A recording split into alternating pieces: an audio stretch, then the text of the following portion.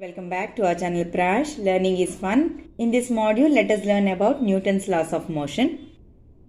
Sir Isaac Newton has made a systematic study of motion and extended the ideas of Galileo. He has given the three laws of motion which are called as Newton's laws of motion. Let us first state the three laws. Newton's first law states that every body continues in its state of rest or uniform motion in a straight line unless it is compelled by some external force to change that state. Newton's second law states that the rate of change of linear momentum of a body is directly proportional to the applied force and changes takes place in the direction of applied force.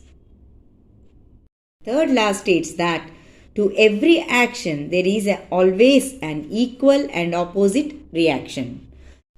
Let us now first discuss the first law of motion. Every body continues in its state of rest or uniform motion in a straight line unless it is compelled by some external force to change that state. It means that every body which is in rest, in the state of rest, will continue in its state of rest, and the body which is in uniform motion will continue in its uniform motion unless an external force is acting on that body. Let us take an example of a toy car. Here we have a toy car which is at rest. The toy car will remain in its position unless we disturb it by applying some force. Suppose a car is moving on a frictionless surface with uniform motion in a straight line. Then the car continues to move in uniform motion unless an opposing force is applied to stop it. It means that the body which is in rest will remain in rest and the body which is in uniform motion will move in uniform motion until an external force is acting on it. This shows that force is an agency which changes the state of rest or uniform motion. But sometimes the force applied on a body may not be able to change its state of rest or uniform motion. So, Newton's first law gave the definition of force as force is an external agency which changes or tends to change the state of rest or uniform motion in a straight line. So let us see the definition of force. Force is a push or a pull which changes or tends to change the state of rest or uniform motion. Newton's first law of motion is also called as law of inertia. Let us see why it is so called. Every body continues in its state of rest or uniform motion unless an external force acts on it. It means that a body cannot change its state of rest or uniform motion by itself. This inability of the body is called as inertia. So let us see what is the definition of inertia. So inertia is the inability of a body to change its state of rest or uniform motion along a straight line. Measure of inertia is mass. That means the object with more mass will have more inertia. Here an empty bucket has less mass, so it has less inertia. So it is easy to push this bucket. But a bucket which is filled with sand has more mass, so it is difficult to push this bucket because it is having more inertia. It means that more mass possesses more inertia, less mass possesses less inertia. Now let us see various types of inertia. First let us discuss inertia of rest. It is defined as the resistance offered by a body to change its state of rest. That means the body which is at rest wants to continue in rest. It does not want to come into motion. Let us take an example. Take a glass tumbler. Put cardboard on the glass tumbler. Place a coin on the center of the glass tumbler. Strike the postcard with some force.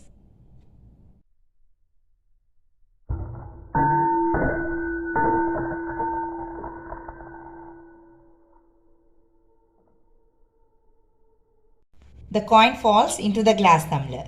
The reason for coin falling into the glass tumbler is static inertia. That means the body at rest always tries to stay in the same state of rest. Here, the coin is at rest when it is placed on the cardboard. So when I am striking the cardboard went into motion, but the coin which is in rest continued to be in rest and it has fallen into the glass tumbler. That means the coin does not accept any change in its position unless a force is acting on it. The resistance offered by a body to change its state of rest is called as inertia of rest. So the coin is still in rest even when the cardboard is in motion, right? Next one is the inertia of motion. The resistance offered by a body to change its state of motion, that means uniform motion, is called as inertia of motion. So let us take an example where we use seat belts in our daily life. We wear seat belts in cars. These seat belts protect us from the accidents when the car is moving with a great speed. If a car is traveling with a certain speed, the passengers in the car will be traveling with the same speed of the car. When a car is suddenly stopped, some external force acts on the car but not on the passengers. So the passengers will continue to move in forward motion at the same speed of the car. So they move forward and gets hurted. If they wear seat belts, the seat belts will stop them from exerting a force on them and so prevents them from getting hurt.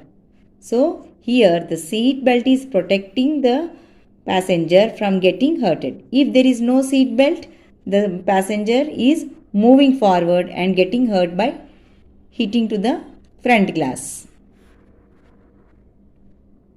Inertia of direction. The resistance offered by a body to change its direction of motion is called as inertia of direction. Let us understand inertia of direction with one example. When a dog chases a hare, the hare runs along a zigzag path by changing its direction continuously. So, it becomes difficult for the dog to change its direction continuously to catch the hare. Because the dog has more mass and hence it will have more inertia of direction than the hare. So, it is difficult for the dog to catch the hare. From these illustrations, it is clear that Newton's first law defines force and inertia. Now let us discuss Newton's second law of motion. Newton's second law of motion states that the rate of change of linear momentum of a body is directly proportional to the force applied and the change takes place in the direction of applied force. Let us go in detail about it. Consider two bodies of different masses, m1 and m2, and let us suppose that a constant force is applied on both the objects. That means same amount of force is applied on both the objects for same duration. That means time is same.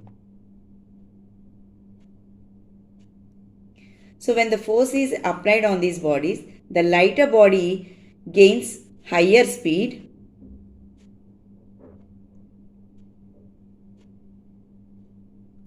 whereas heavier body gains lower speed. But the change in momentum in both the cases is same. This shows that when same force is acting for same time causes same changes in momentum for the bodies of different masses. This was first recognized by Newton and expressed it as his second law of motion. The rate of change of linear momentum of a body is directly proportional to the applied force. This statement says that when large force is acting on a body, greater will be the change in momentum. So we know that change in momentum is equal to the product of mass, that is delta P is equal to product of mass into change in velocity. Now the rate of change of momentum. So rate of change of momentum means delta P with respect to change in time delta T is equal to m into v minus u by t. But we know that v minus u by t is nothing but the acceleration produced in a body. So delta P by delta dt is equal to m into a. So this change in momentum with respect to time is directly proportional to the force applied. That means F is directly proportional to change in momentum by change in time. That is equal to F, we can write it as directly proportional to mass into acceleration. K is a proportionality constant and its value is equal to 1. Therefore, F is equal to ma. This equation is used to measure force. Force is a vector quantity. It has magnitude and direction. The magnitude of force is given by F is equal to ma and direction of force is same as the direction of acceleration. Its dimensional formula is m L t minus 2. Now let us see the units of force. Force has two different types of units. One is absolute units. So first let us see what are absolute units. Absolute units for force. So this absolute unit in SI system. In SI system, unit of force is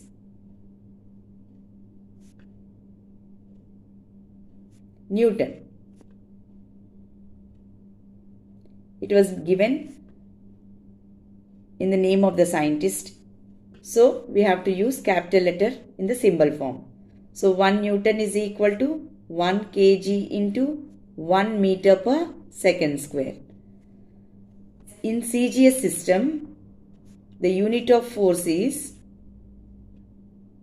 so we are talking about absolute units, is dyne. And this symbol is dyn. So the unit of force in dyne is 1 dyne is equal to 1 gram into 1 centimeter per second square. So we can define absolute unit as the force which produces a unit acceleration in a body of unit mass. Now let us see the gravitational units of force. In SI system, we call it as kilogram weight. Kilogram weight. We will indicate with kg Wt, or we can also call it as kilogram force, which is indicated with kg dot F. Okay, so 1 kg weight is equal to 1 kg F. This is equal to 9.8 newtons. In CGS system, gram weight, we call it as gram weight, indicated with G dot Wt, or gram force, G dot F. So 1 gram weight is equal to 1 gram force, that is equal to 980 dyne. So now let us define what is gravitational unit of force. The gravitational unit of force is a force which produces an acceleration equal to g in a body of unit mass. So moving to the Newton's third law, the statement is, to every action there is always an equal and opposite reaction.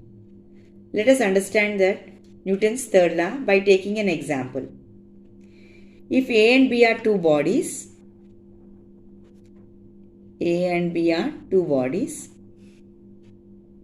when these two bodies interact with each other, then A exerts force on B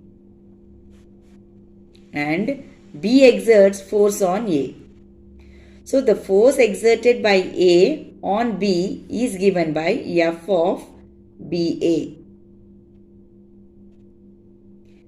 And this force is equal and opposite to the force exerted by B on A.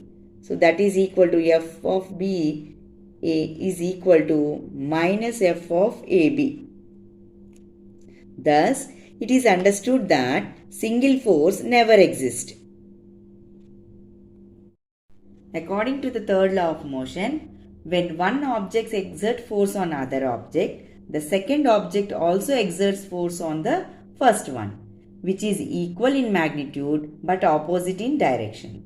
These two opposing forces are known as action and reaction pairs. This Newton's third law explains what happens when one object exerts force on other object. Here, the negative sign indicates that the reaction force is acting in the direction opposite to that of action force. Thus, we can say that no single force exists. Newton's first law and second law of motion apply to a single body, but the Newton's third law of motion applies to an interaction between the two bodies. So the action and reaction pair in Newton's third law always represent forces acting on two different bodies simultaneously. Let us see some important points about Newton's third law. Newton's third law is applicable for all types of forces. For example, the forces can be gravitational force, mechanical force or electric force. So, for all these forces, Newton's third law is applicable. Second one, action and reaction act on different bodies. If they act on same body, the resultant force will become zero and the body will not accelerate. And the force of action and reaction cannot cancel each other. This is because action and reaction, though they are equal and opposite in direction, they always act on different bodies. So because they are acting on different bodies, they will not balance each other. So the body continues to accelerate. And finally, no action can occur in the absence of reaction. So for this, let us take a small example. For example, in a tug of war, one team can pull the rope only if other team is pulling the other end of the rope. No force can be exerted if other end is free.